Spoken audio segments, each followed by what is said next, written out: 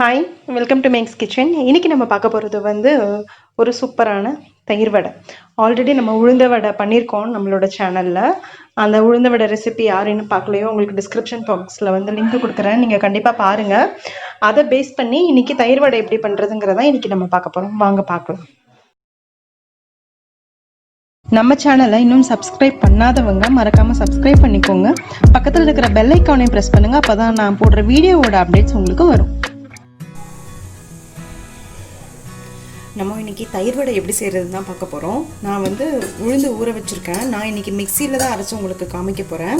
அதனால் கொஞ்சம் நேரம் நான் ஃப்ரிட்ஜில் உளுந்தை ஊற வச்சுட்டு ஒரு 15 to 20 மினிட்ஸ் நான் ஃப்ரிட்ஜில் வச்சு உளுந்தை எடுத்து வச்சுருக்கேன். ஸோ உங்களுக்கு இந்த தண்ணி சில்லுன்னு இருக்கும். மோரோவர் இந்த உளுந்து ஊற வச்ச தண்ணியை நம்ம வேஸ்ட் பண்ணாமல் அந்த தண்ணியிலேயே நம்ம உளுந்து ஆட்டும் போது உங்களுக்கு நல்லா உளுந்து உபரியாக உப்பி கிடைக்கும். சில் தண்ணியும் இருக்கிறதுனால மிக்சியில் ஹீட் ஆகாது மாவு. ஸோ அதனால் நான் 15 to 20 மினிட்ஸ் நான் ஃப்ரிட்ஜில் ஊற வச்சு எடுத்திருக்கேன். இதை நான் இப்போ மிக்சியில் போட்டுக்கிறேன்.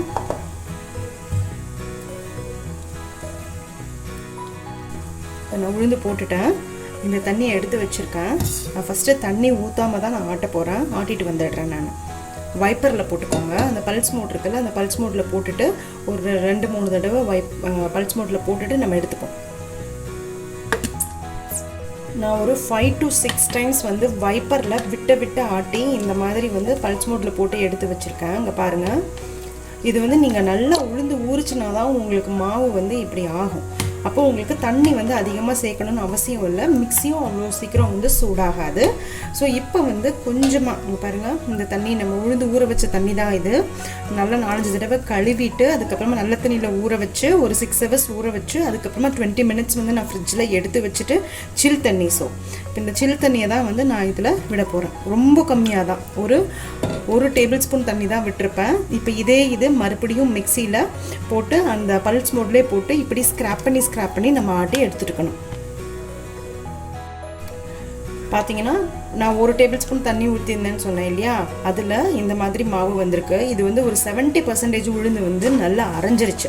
இப்போ உங்களுக்கு இன்னும் கொஞ்சமாக தண்ணி தெளிச்சுட்டு நம்ம ஆட்டிக்கலாம். சுத்தமாக மிக்சி ஹீட்டே ஆகலை. நான் பல்ஸ் மோடில், அதாவது அந்த பல்ஸ் மோட் இருக்கும் இல்லையா, ரிவர்ஸில் நம்ம போடுவோம். 1 2 3 இல்லாமல் ரிவர்ஸில் நீங்கள் விட்டு அரைக்கும் போது மிக்சி சூடாகாது ஃபஸ்ட்டு.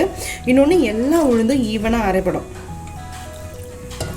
மறுபடியும் இதை பல்ஸ் மோடில் ஒரு 5 to 6 டைம்ஸ் விட்டு போட்டு பார்த்தீங்கன்னா தெரியும். இங்கே பாருங்கள் எவ்வளோ சூப்பராக வந்திருக்கு மாவுன்ட்டு. இது ஒரு 90% உளுந்து அரைஞ்சாச்சு. நம்ம எவ்வளோ தண்ணி யூஸ் பண்ணியிருக்கோம்? 2 டேபிள் ஸ்பூன் தண்ணி தான் யூஸ் பண்ணியிருக்கோம். அதுவும் வைப்பரில் அந்த பல்ஸ் மோடில் போட்டு தான் ரிவர்ஸில் தான் நம்ம ஆட்டியிருக்கோம். அப்படி ஆட்டியே இவ்வளோ தூரம் ஆச்சு. எனக்கு மேக்ஸிமம் ஒரு 7 மினிட்ஸ் ஆச்சு இந்த மிக்சியில் இதை ஆட்டி எடுக்க. இது இன்னமும் கொஞ்சம் ஆட்டணும்.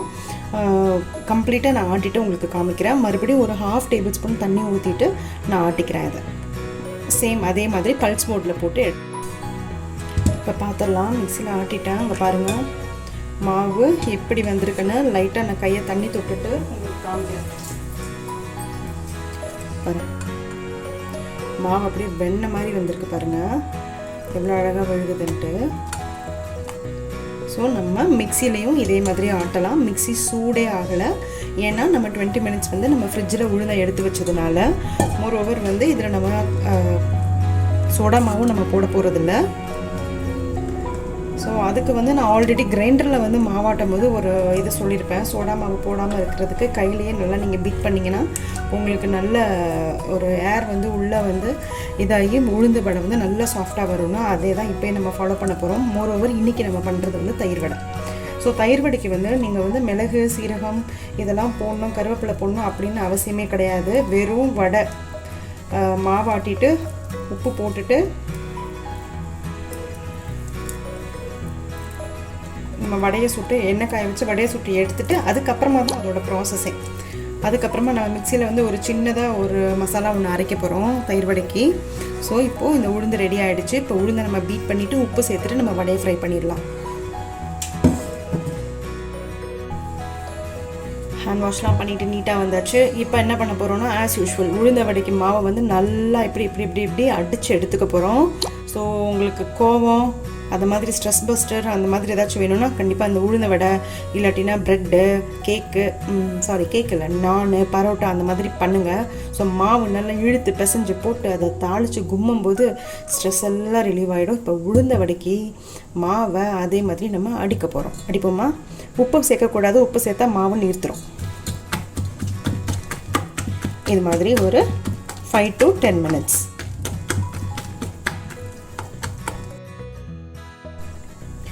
உளுந்த மாவு அரைச்சி வச்சாச்சு, அடித்து வச்சாச்சு. பாருங்கள், நல்லா பல ஷைனிங்காக சூப்பராக இருக்குது. ஓகே, இப்போது இதில் உப்பு போட்டுக்கலாம். நான் தயிர் வடை பண்ணுறேன் அப்படிங்கிறதுனால நான் மிளகு சீரகம்லாம் சேர்க்கலை. இன்கேஸ் நீங்கள் வந்து தயிர் வடை வேணாம் அப்படின்னா இதில் நீங்கள் மிளகு, சீரகம், கருவேப்பிலை எல்லாமே நீங்கள் சேர்த்துக்கலாம். தேங்காய் சின்ன நறுக்கி போட்டுக்கலாம். வெங்காயம் வந்து கம்மியாக போடுங்க, இல்லாட்டினா தண்ணி விடும். அது மாதிரி அழகாக உருட்டி எண்ணெயில் போட்டு ஃப்ரை பண்ண வேண்டியதான் தயிர் வடை. ஏன்னா புரட்டாசி மாதம் நிறைய பேர் தழுகை போடுவீங்க. தழுகைக்கு வந்து கண்டிப்பாக வந்து வடை வைக்கணும், வடையில் தயிர் வடை வைக்கணும். ஸோ அந்த தயிர் வடை வந்து பிரசாதத்துக்கு எப்படி பண்ணுறதுன்னு இப்போ நான் காமிக்கிறேன். அதனால் நான் வெங்காயம்லாம் சேர்க்க போகிறதில்ல. ஸோ உப்பு போட்டாச்சு. இதை மிக்ஸ் பண்ணிவிட்டு நான் எண்ணெய் ஆல்ரெடி காய வச்சுருக்கேன். இதை நம்ம ஃப்ரை பண்ணிவிடுவோம். எண்ணெய் காஞ்சிட்ருக்கட்டும். அதுக்குள்ளே நான் சொன்னேன் இல்லையா, தயிர் வடைக்கு வந்து ஒரு மசாலா ஒன்று ரெடி பண்ணணுன்ட்டு, அதை ரெடி பண்ணிடலாம். நான் ஃபஸ்ட்டு வந்து ஒரு இவ்வளோ பெரிய இஞ்சி, ரெண்டு இல்லாட்டினா 1 பச்சை மிளகாய். என் பையன் சாப்பிடுவான், அதனால் நான் ஒரு பச்சை மிளகாவை எடுத்துடுறேன். ஒரு பச்சை மிளகாய் போட்டிருக்கேன், ஏன்னா இஞ்சி வேறு போட்டிருக்கனால காரம் இருக்கும். அடுத்து தேங்காய். இது இந்த ஸ்பூனில் ஒரு 2 ஸ்பூன் தேங்காய் தான் போட்டிருக்கேன். கொஞ்சமாக மல்லித்தலை. இதை வந்து நல்லா கிரைண்ட் பண்ணிக்கலாம். இப்போ இதை அரைச்சி வச்சு, இங்கே பாருங்கள், நல்லா அரைச்சாச்சு. இப்போ இதை வந்து நம்ம தயிரில் கலக்க போகிறோம். எண்ணெய் காஞ்சிருச்சு. நான் இப்போ வடை போட்டுடுறேன்.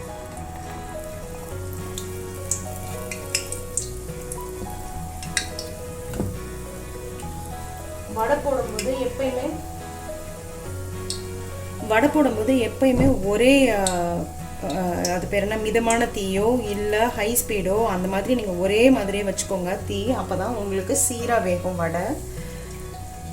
நான் வந்து மீடியமில் தான் வச்சுருக்கேன்.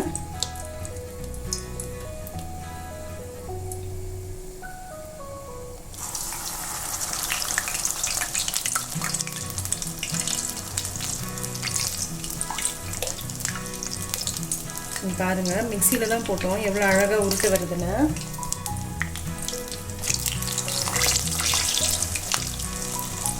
நீங்கள் முடிய ஒரு கையிலேயே போட பாருங்கள். ஏன்னா நீங்கள் ஒரு கையிலேயே தண்ணி தொட்டு நீங்கள் பண்ணும்போது தண்ணி வந்து ரொம்ப சேராது. இதே இப்போ நீங்கள் வாழை இலை இல்லாட்டினா துணி இல்லாட்டினா பாலித்தீன் கவர், அதில் வந்து நீங்கள் ஃபஸ்ட்டு தண்ணி ஊற்றி அதை நல்லா க்ளீன் பண்ணிவிட்டு மறுபடியும் உங்கள் கையை வந்து தண்ணியில் தொட்டு அகைன் நீங்கள் வந்து அந்த வாழையில் வச்சு பண்ணும்போது தண்ணியோட குவான்டிட்டி வந்து உங்களுக்கு வடையில் ஜாஸ்தி ஆகிட்டே இருக்கும்போது ஸோ ஆட்டோமேட்டிக்காக எண்ணெய் உரியறதுக்கு உண்டான வாய்ப்பு ரொம்ப ஜாஸ்தி. அதனால் முடிய ஒரு கையிலேயே பண்ண பாருங்கள். பண்ண உங்களுக்கு பழகிடும். ஃபஸ்ட்டு 2 தடவை அப்படி தான் வரும், ஷேப் இல்லாமல். பரவாயில்ல, எண்ணெய் குடிக்கிறதுக்கு ஷேப் இல்லாமல் இருக்கிறது ஒன்றும் தப்பு கிடையாது. திருப்பி போட்டுடலாம். இது வந்து நல்லா கம்ப்ளீட்டாக ரெட் ஆகணும், கோல்டன் கலர் ஆகணும் அப்படிங்கிறது அவசியம் இல்லை. ஏன்னா நம்ம தயிர் வடை தான் பண்ண போகிறோம். தயிர் வடைக்கு ரொம்ப கிறிஸ்பியாக இருக்கணும்னு அவசியம் இல்லை. ஏன்னா நம்ம எப்படி இருந்தாலும் அதை வந்து கொஞ்சம் தண்ணியில் போட்டு தான் நம்ம எடுக்க போகிறோம். பாருங்கள், வர வந்து எவ்வளோ அழகாக புசுன்னு வந்திருக்குன்னு. மிக்சியில் ஆட்டின மாதிரியே இல்லை. ஸோ நான் சொன்ன மாதிரி வந்து நீங்கள் கொஞ்சம் ஸ்ரத்தை எடுத்து கொஞ்சம் பொறுமையாக நீங்கள் வந்து அதை பல்ஸ் மோட்டில் போட்டு எடுக்க மிக்சி சூடாகாது. மாவு ரொம்ப சூப்பராக நல்லா அழகாக புசுன்னு வரும் வடை. இங்கே பாருங்கள், நார்மலாக அந்த தழுகு போடும்போது நிறைய நம்ம அந்த வெரைட்டி ரைஸ் நம்ம பண்ண வேண்டியது இருக்கும். புளியோதரை, லெமன் ரைஸு, தேங்காய் சாதம், தயிர் சாதம், சக்கரை பொங்கல், வெண்பொங்கல், இந்த மாதிரியெல்லாம் அந்த டைமில் நம்ம கிரைண்டர் போடுறதுக்கு உங்களுக்கு கொஞ்சம் கஷ்டமாக இருக்கும். ஸோ மிக்சியாக இருந்ததுன்னா டக்குன்னு இது வந்து 100 கிராம் தான் நான் உளுந்து போட்டிருக்கேன். ஒரு அழாக்கு, ஒரு சின்ன அழாக்கு, வீசம்படின்னு சொல்லுவோம் இல்லையா, அதில் தான் நான் உளுந்து போட்டிருக்கேன். அதுக்கே வந்து உங்களுக்கு இத்தனை வடை வரும் உங்களுக்கு. ஆக்சுவலாக நான் இன்றைக்கி பண்ணி காமிக்கிறேன். அதனால் வந்து நான் அப்பப்போ டேஸ்ட் பண்ணிக்கலாம், தப்பு கிடையாது. ஏன்னா நான் நைவேத்தியத்துக்கு பண்ணலை. நைவேத்தியத்துக்கு நாங்கள் சாட்டர்டே தானே தழுக போட போகிறோம். ஸோ அப்போது நான் கொஞ்சம் எச்சிப்படாமல் அந்த மாதிரியெல்லாம் பண்ணிக்கலாம். இது இன்னும் கொஞ்சம் ஃப்ரை ஆகட்டும். அதுக்குள்ளே நம்ம அந்த தயிரை வந்து எப்படி பண்ணுறது அப்படின்னு சொல்லி பார்த்துட்டு வந்துடலாம். பார்த்தீங்கன்னா வடை வந்து குக் ஆகிடுச்சு. உங்களுக்கு தயிர் வடைக்கு வந்து இந்த அளவுக்கு வெந்தால் போதும். ரொம்ப வந்து ப்ரௌன் கலரில் ஆகணும் அப்படிங்கிறதுலாம் இல்லை. இந்த பாருங்கள், கோல்டன் கலரில் இந்த மாதிரி இருந்தால் போதும் வடை. நான் இதை எடுத்துகிட்டு நெக்ஸ்ட் பேட்ச் போட்டுக்கலாம். இல்லை உங்களுக்கு தயிர் வடை போதும், நார்மல் வடை வேணும் அப்படின்னா அந்த மாவுலேயே மிளகு சீரகம் எல்லாத்தையும் நுணுக்கி போட்டு நீங்கள் நார்மல் வடையை நீங்கள் பண்ணி எடுத்துக்கலாம். பார்த்தீங்கன்னா நான் 3/4 லிட்டர் தயிர் எடுத்திருக்கேன். இதில் வந்து நம்ம அரைச்சி வச்சுருக்கோம் இல்லையா,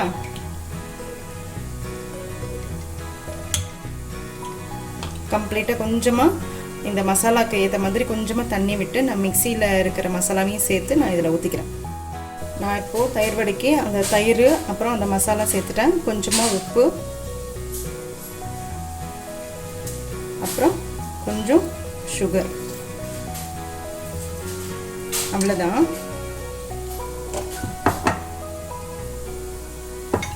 இதை போட்டு நல்லா மிக்ஸ் பண்ணிவிடுங்க.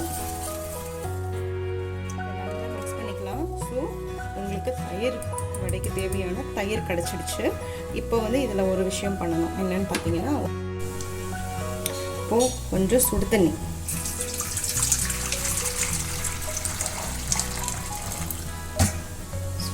ஊற்றிட்டு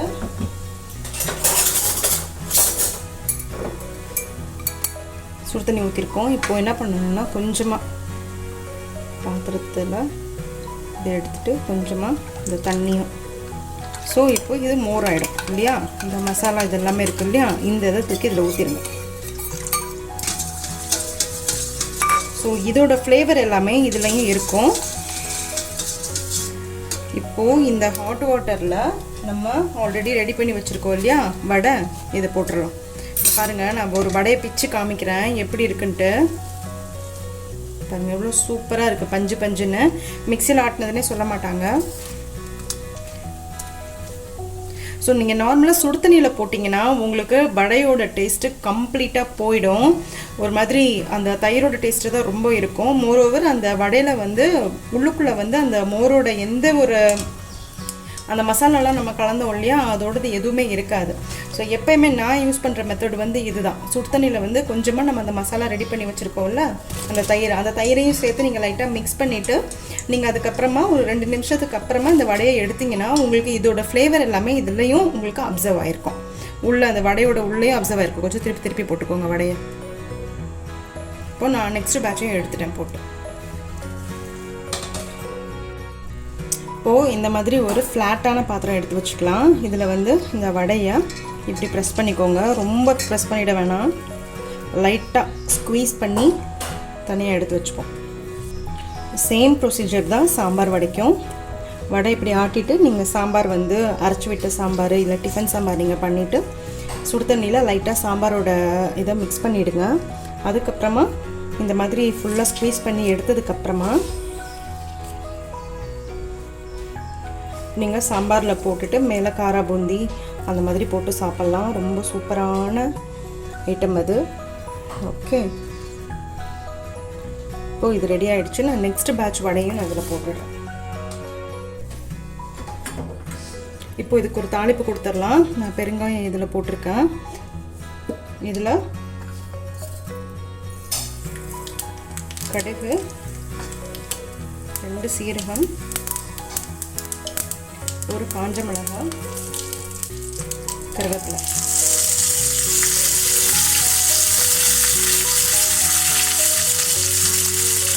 இதை வந்து இந்த பெருங்காயத்து மேலேயே ஊற்றிடலாம். ஸோ அவ்வளோதான், நம்மளோட தயிர் வடைக்கு உண்டான தாளிப்பும் ரெடி. இப்போது இதில் வந்து நம்ம அரேஞ்ச் பண்ணிடலாம்.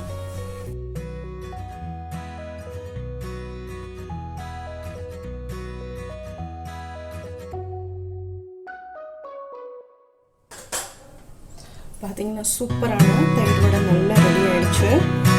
நீங்கள் வந்து இதுக்கு மேலே சாமிக்கு வைக்கிறதுக்கு அவ்வளோதான். இதோட இப்படி எடுத்து நம்ம இலையில ஒன்று வச்சுட்டா போதும், முடிஞ்சு போச்சு தயிர் வடை. இது நம்ம சாப்பிட்றதா இருக்கும். நீங்கள் மேலே வந்து இந்த மாதிரி கேரட் வந்து நீங்கள் தூவிக்கலாம். அதுக்கு மேலே காராபூந்தி போட்டுக்கலாம். தயிர் வந்து நிறைய சேர்த்து போட்டு சாப்பிடுங்க. நீங்கள் வந்து இப்படி சாப்பிட்றத விட இது கொஞ்சம் நேரம் வந்து ஒரு 10 to 15